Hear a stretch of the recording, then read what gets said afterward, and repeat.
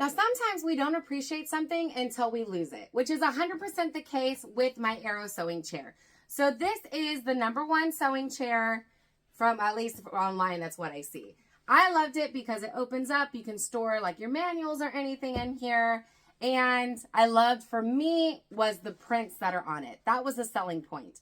But when I initially got it, I wasn't that impressed. I thought, oh, okay, it's kind of expensive. I don't get what the big hype is about. But I sewed on it anyways for a little over a year. Well, not too long ago, I ended up putting too much weight on it. I believe the max weight was 300 pounds and my chair broke. So I was not too devastated at first. I thought, okay, let me get out the chair that I always use whenever I used to be on my computer. I loved that chair. And it was awful.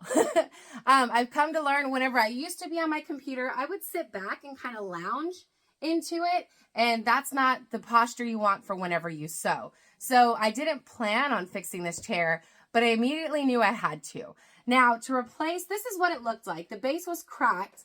And fortunately, to replace that part, it was $40. So I went ahead and ordered it and had it shipped back. And my goodness, now I appreciate it. Let me show you why.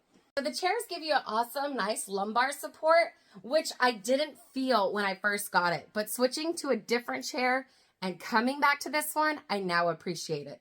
Also, the fact that this is low, that's kind of freed up my arms to do whatever I need to do whenever I sew. Where whenever I had my tall computer chair, I was constantly hitting it with my arms. It didn't give me the range and mobility that I like from this chair. Now, I'm only 5'4", so I got a table that I can adjust because most standard tables are way too high for me. So I'm stuck sewing like this, and I get a lot of shoulder pain. So I made sure to get a table that could drop lower. The chair is also adjustable, so I can adjust it as needed. So now, whenever I sew, I don't get that shoulder pain that I used to get.